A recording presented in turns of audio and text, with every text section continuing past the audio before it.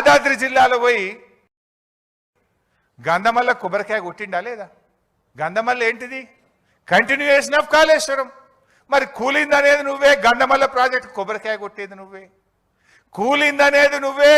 మూసీకి నేను కాళేశ్వరం నీళ్లు మల్లన్న సాగర్ నుంచి తెస్తా అని 6,000 కోట్ల రూపాయలకు టెండర్లు ఫైనల్ చేసినావా లేదా? మరి కాళేశ్వరం కూలిందంటావు, కాళేశ్వరం నీళ్లు 6,000 కోట్ల రూపాయలతో తెచ్చి మూసీలో పోస్తా అని టెండర్లు ఎట్లా ఫైనల్ చేస్తావు బిడ్డ? అంటే నువ్వు అబద్ధాలు చెప్తున్నావు, గోబలు చెప్తున్నావు. సో ఎప్పటికైనా కేసీఆర్ చేసిన నిర్ణయం తన కోసం కాదు, 100 ఏళ్ల రాష్ట్ర భవిష్యత్తు కోసం ఆలోచించి కేసీఆర్ గారు మల్లన్న సాగర్ లాంటి ప్రాజెక్టులను, కాళేశ్వరం ప్రాజెక్టును వారు నిర్మించడం జరిగింది.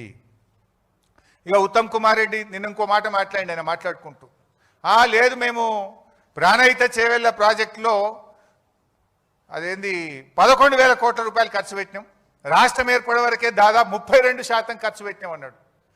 ఆయన బిల్డప్ ఎట్లుంటుందంటే ఇక సత్యహరిశ్చంద్రునికి తమ్ముని లెక్క బిల్డప్ ఇస్తాడు. సత్యహరిశ్చంద్రుడే దిగచ్చిండా, అబ్బా ఉత్తమ్ కుమార్ రెడ్డి ఇంత నిజాయితీగా మాట్లాడిండా అని మాట్లాడతాడు. ఆస్కార్ అవార్డు ఇవ్వచ్చు ఆయనకు. వాస్తవానికి చెప్పాలంటే 2014 రాష్ట్రం ఏర్పడే నాటికి ప్రాణహిత చేవెళ్లలో పెట్టిన ఖర్చు కేవలం 3,700 కోట్లు మాత్రమే. మీరు చేసిన పనులు కేవలం 3,700 కోట్లు మాత్రమే, నాట్ ఈవెన్ 10%. కానీ ఆయన ఏం చెప్పిండి నిన్న? 11,000 కోట్ల రూపాయల పనులు చేసినాం, 32% పని చేసినాం. అబద్ధాలకు కూడా హద్దు పద్దు ఉండాలి.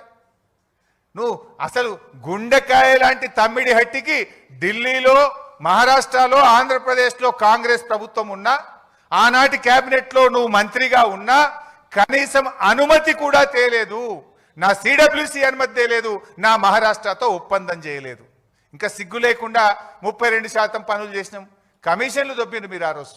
మొబిలైజేషన్ అడ్వాన్స్ పేరు మీద, సర్వే అండ్ మొబిలైజేషన్ అడ్వాన్స్ పేరు మీద 2,300 కోట్ల రూపాయలు జేబులు నింపుకున్నారు, కమిషన్లు దొబ్బిండ్రు, ప్రజలకు అన్యాయం చేసిండ్రు. 4 ఏళ్ల ప్రాజెక్టు పూర్తి చేస్తామన్నారు. 7 ఏళ్లు అధికారంలో ఉంటే తట్టడు మట్టి కూడా తమ్మిడి హట్టి దగ్గర తవ్వకుండా ఈ రాష్ట్రానికి అన్యాయం చేసింది కాంగ్రెస్ పార్టీ. ఇంకా మీరు ఈరోజు మాట్లాడుతూ ఉన్నారు.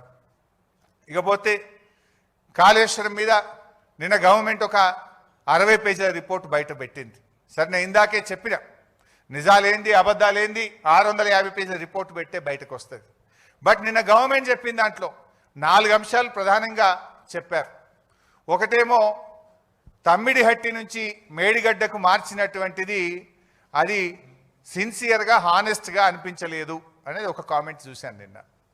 రెండవది, రిటైర్డ్ ఇంజనీర్లు మేడిగడ్డ దగ్గర నిపుణుల కమిటీ మేడిగడ్డను వద్దన్నదని ఒక 50 సార్లు రాసినారు నిన్న.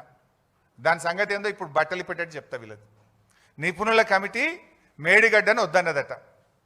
ఇక మూడో విషయం ఏం చెప్పే ప్రయత్నం చేసిందంటే క్యాబినెట్ ఆమోదం లేదు అని చెప్పే ప్రయత్నం చేసిండ్రు. ఈ 3-4 విషయాల మీద నేను ఆరోపణలు చేయను, నిజాలు ఆధారాలతో సహా చూపిస్తాను.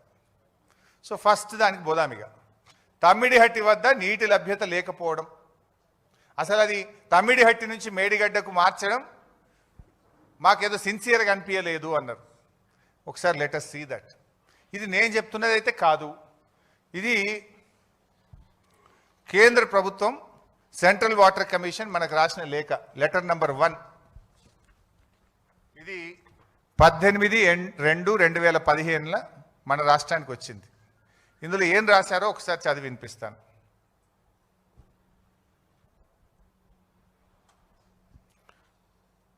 There is a spillage of water during monsoon period, especially during the high water stages. It has been estimated that approximately 70.2 TMC of water is spilling, corresponding to 75% dependable year based on proposed pumping provision for the submitted proposal. In case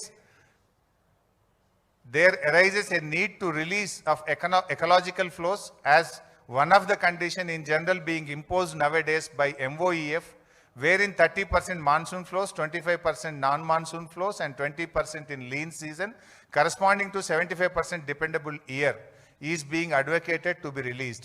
Under such circumstances, the proposed diversion of 160 TMC of water may not be available for utilizations. The strategy to meet out planned utilizations under such circumstances may be clearly brought out.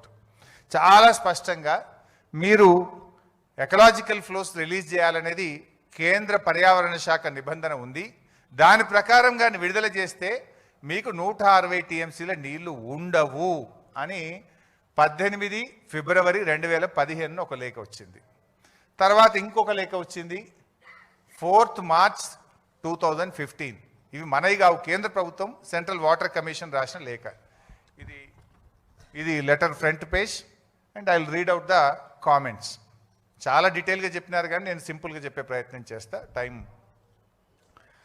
As evident from detailed water availability studies carried out by the project authorities and this office in last few years, the net water availability at the barrage location is about 165 TMC at 75% dependability, which includes perceived surpluses from the share of upper riparian states of 63 TMC.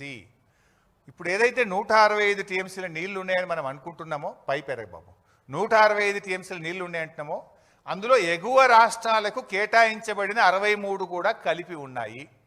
ఎగువ రాష్ట్రాలకు కేటాయించబడిన 63 అందులో ఉన్నాయి.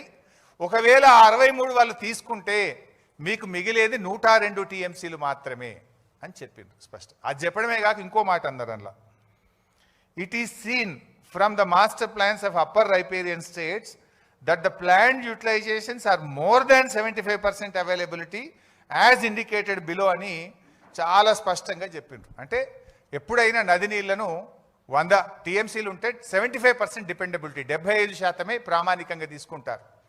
ఆ 75% తీసుకున్నప్పుడే 63 పై వాళ్ళవి ఉన్నాయి. కానీ పైన రాష్ట్రాలు 75% కంటే ఎక్కువ వాడుతున్నారు. అంటే 63 కంటే ఇంకెక్కువనే మీకు ఉండవు అని చెప్పిండ్రు. చెప్తూ దాని డయాగ్రామ్ మొత్తం నేను అందులో పెట్టలేదు కానీ ఇట్లా క్లియర్గా ఏ బేసిన్లో ఎట్టెట్లా వాడుతున్నారు, G7, G8, G9లో వాళ్ళకి కేటాయించబడింది ఎంత, అంతకంటే ఎక్కువ ఎలా వాడుతున్నారో కూడా స్పష్టంగా చెప్పడం జరిగింది. చెప్తూ ఆ కింది పారాగ్రాఫ్ చూస్తే